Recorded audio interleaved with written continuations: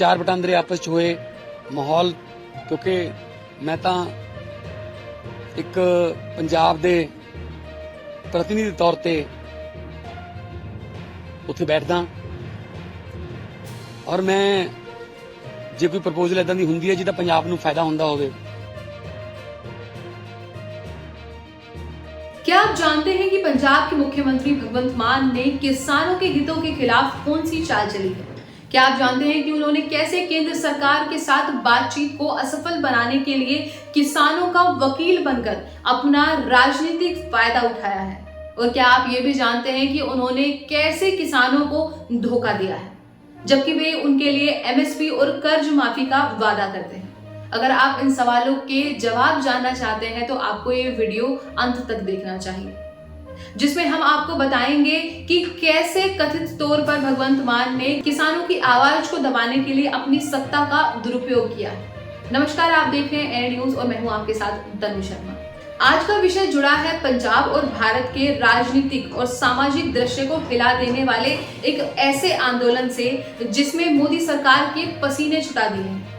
जी हाँ, हम बात कर रहे हैं किसानों के दिल्ली चलो आंदोलन की, जिसमें हजारों किसान पंजाब हरियाणा की सीमा पर अपने मांगों के लिए धरना दे रहे हैं। इस आंदोलन का मुख्य मुद्दा है कि किसानों को अपनी फसलों के लिए एमएसपी की कानूनी गारंटी चाहिए, जिससे वो अपने उत्पादन लागत से अधिक कीमत प्राप्त कर सके। किसानों को अपने कर्जा की माफी भी चाहिए जो उन्हें आर्थिक तंगी से बाहर निकाल सके।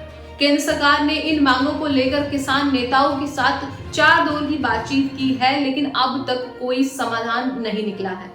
केंद्र सरकार ने किसानों को यह प्रस्ताव दिया है कि वे 5 साल के लिए दलहन, मक्का और कपास की फसलों को सरकारी एजेंसियों के माध्यम से एमएसपी पर खरीदेगी, लेकिन किसानों ने अपने हित में नहीं माना है। किसानों का कहना है कि उन्हें सभी फसलों के लिए एमएसपी की गारंटी चाहिए और वे सरकार के इस प्रस्ताव को नहीं मानेंगे।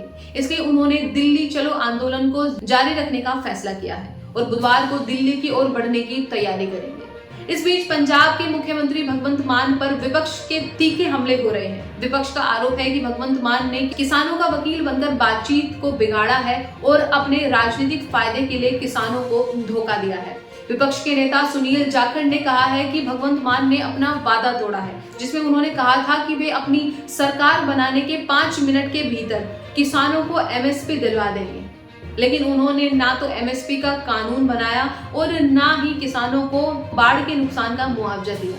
जाखड़ ने यह भी कहा है कि भगवंत मान ने केंद्र सरकार के साथ मिलकर किसानों को गुमराह करने की कोशिश की है और उन्हें दिल्ली की बजाय चंडीगढ़ की ओर भेजने का प्रयास किया है।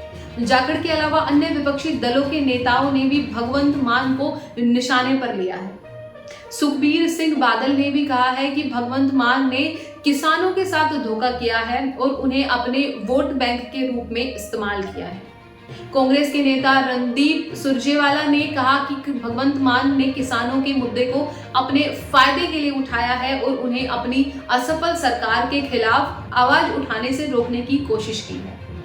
इस सब के बीच भगवंत मान ने अपने पक्ष को साफ करने का प्रयास किया है। उन्होंने कहा है कि वे किसानों के साथ खड़े हैं और उनकी मांगों को पूरा करने के लिए केंद्र सरकार से लगातार बातचीत कर रहे हैं।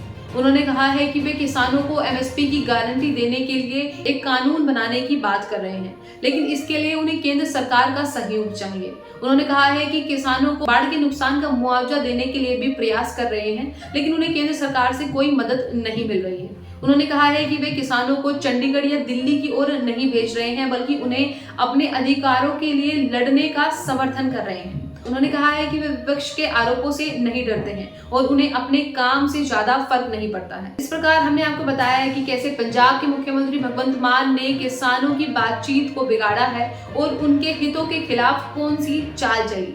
हमने आपको विपक्ष के आरोपों और भगवंत मान के पक्ष में जानकारी भी दी है। इस पर आपकी क्या राय है, आप हमें नीचे कमेंट बॉक्स में लिखकर दे सकते हैं। आपके सुझावों का हमें इंतजार रहेगा।